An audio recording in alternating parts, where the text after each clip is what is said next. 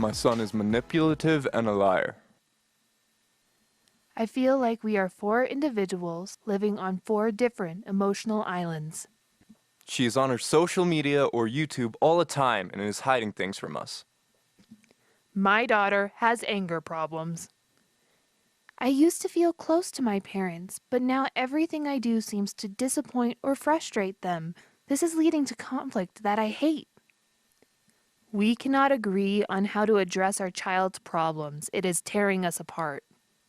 I'm Jeff Schadt, the founder of One Rule Home. If you're facing challenges with your kids, I get it. It can bring with it worry, stress, and frustration. Conflict or avoidance is often the outcome, which only makes things more concerning, painful, and frustrating. Research indicates that assumptions often dictate our family relationships and communication, leading to unnecessary strife. Take a moment to consider these 3 questions. Do issues truly get resolved in our family? Do we reach a point where we understand each other and can forgive each other from the heart? Do you feel heard, understood, and close to your kids and spouse? Do your kids feel heard and believed, and do they desire to spend time with you? If not, the emotional connection between you and your kids has been damaged and needs to be repaired as quickly as possible. Why? Because kids have an inherent desire to please and be close to their parents.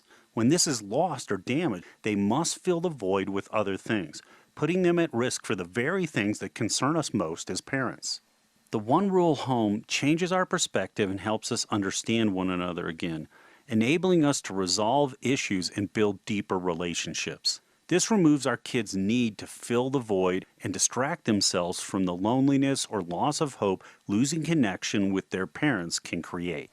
If your kid is doing well but showing some concerning signs, or off track completely, or you simply want to avoid these outcomes altogether, the One Rule Home is the answer. Let us come alongside you and show you a better way to have the family, relationships, and kids you've always hoped for. Jeff Schadt has been called the adolescent whisperer by parents and ministry leaders worldwide. After talking with more than 3,000 kids, he concluded that much of what he believed and read related to parenting was actually causing problems within families. He is the founder of Revive Family and the CEO and founder of One Rule Home. This is the Counterculture Mom Show. I'm your host, Tina Griffin. Quick shout out to Christ for All Nations for my new favorite shirt. Jesus is the reason we are fighting so hard to preserve families throughout the nation. He is the way, the truth, and the life. Go to cfan.org to grab this shirt or the many others they have online and support their ministry, which is focused on getting the gospel to every tongue, tribe, and nation. Thank you for joining us for this exciting and much-needed series on fatherhood. I'm with Jeff Schadt, founder of One Rule Home. Jeff, how you doing today, buddy? I'm doing great, Tina. Hey, I love your last name. Can I get that last name? Tina Schadt. It's just like, one shot, let's make it count. Exactly, and then the One Rule Home, of course. I absolutely love it. You keep it simple for busy parents in the home today. I know that people are going to love what you have to say because they're going to remember it and be able to apply it because it's one thing. So we can handle this. You go into homes and work directly with families to help resolve conflicts. When can you stop over here at the Griffin clan? We just need to schedule it, but my schedule is very full. I have to admit that. So that's so funny. Well, when you're flying over Nashville, just jump out of the plane with a parachute and just squeeze us in, maybe like a half an hour. We'll take whatever you got. Phenomenal work that you're doing. It's so critical in this day and age because it seems like there's chaos all around us. And having you come in and help us, it's kind of like, I forgot that one show, Nanny, where that chick goes in the mix and there's chaos everywhere and she helps them, but you are a biblical perspective. Is that what we got here? That is correct to a degree. We do everything from parent seminars trying to get on the preventative side of the things, all the way down to healing for the individuals in the family and the relationships from past trauma and et cetera. So we kind of span the whole spectrum. Oh yeah, it's nanny times 10. This is fantastic. Coming from a dad. Great for Father's Day series. You're going to be phenomenal here today. Tell us about your ministry going into homes and talking with troubled kids and their families. What's that like? Oh, it's fun. I love it because typically when I meet with a kid, the first session is 4 to 10 hours. And by the end, I've got the entire story of what's going on in their lives, most of which, unfortunately, their parents don't know. And so it's kind of shocking all the things we run into as we do this. And it's all about creating a safe place. And what shocked me when I did the research with 3,000 kids was these kids would open up with me on camera. I'd be there with a sound guy and a light guy and myself. In the first interview, I had a girl crying about being sexually assaulted in her first week on Oh my campus. gosh. Another interview, I had a girl that had been trapped in an abusive relationship and she was a junior. They were both juniors and they had told no one Oh my God. about either of this because they were actually afraid of opening up and talking with their parents.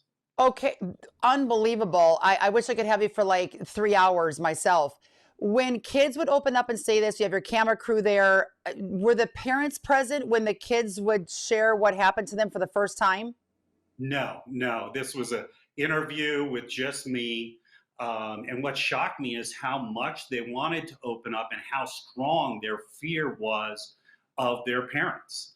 There was a day in the interviews that shocked me more than anything as a parent was I had this one girl on camera. She was amazing, well put together, the sharpest girl I've talked to in all these years. And then right behind her was another girl, both high school seniors, and I thought she'd be put together because they'd gone to the same churches, the same schools, the same Christian schools, their same community their whole life. And I said, so where are you going to college? And she started stammering and said, I don't think I can handle college right now.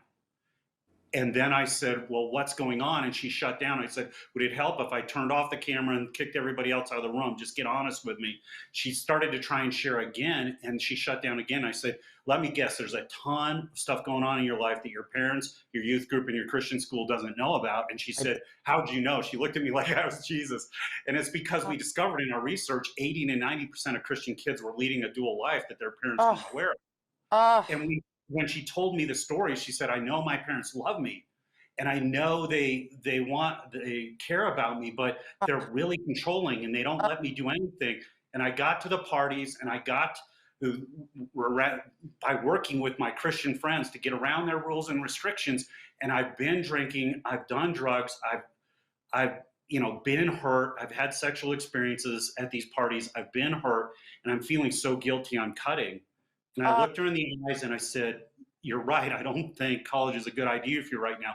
What convicted me most, this was early on in the research before I changed my parenting approach. And what convicted me so much is I begged her to go with me to her parents. I will serve as a buffer. I will help you walk in the light so you can get help. And she said no. She was so convinced she'd lose all of her social privileges, lose everything. She wouldn't walk in the light. So I said, let's go to your youth group. Oh, heck no. They'll go to my parent, plus it'll leak in the church and I'll be the black sheep and no one will want their kids to spend time with me. And then I said, there's got to be a teacher or a counselor at your Christian school that you could talk to. And she goes, heck no, if they know what I've done, I'll be kicked out and I won't graduate in 2 months. And oh my gosh. he walked out of the room broken and alone. And I walked out going, oh my God, I want a Lindsay, not a Sarah. So I put Lindsay back on camera. I said, tell me about the relationship with your parents. She goes, my parents are awesome. How often do I hear that in research from teens? My parents are awesome. I said, why are they awesome? They trust me, they believe in me, they empower me, they let me go to the football games by myself, they let me go to the parties. There's yellow lights going off in my head. Parties, that's the worst idea I've ever heard. And I said, well, these are Christian school parties, so oh no, Christian school parties get really bad. And I said, what do you do when the parties get out of control? And she goes, that's easy. I text my parents, they call me in 5 minutes and say I have to come home. I hold up my phone and say, my horrible parents are making me come home. Yeah, your parents are just like ours. And she goes home and tells them everything that's going on in the party. And I look her in the eyes after that and I said, so how's this working for her? And she goes, what do you mean? I said, do you drink? She goes, no. I said, have you done drugs? No. Have you had sex? She goes, no. And I'm like, my mind is melting as a dad at this point because I haven't adopted a new mindset yet, like Jesus. And so I literally got close to her like this in the interview. And I looked her dead in the eyes, like I'm looking you dead in the eyes. And I said, "Are you a virgin?" And she goes, "Yeah, I'm a virgin." She doesn't look away. There's no blinking. This girl was not going to fall when she left for college because she had encountered the world and made good choices while in the home because of the relationship with her parents and how differently they approached her than the culture tells us to approach our kids today. Oh my gosh, you just dropped like an atomic bomb.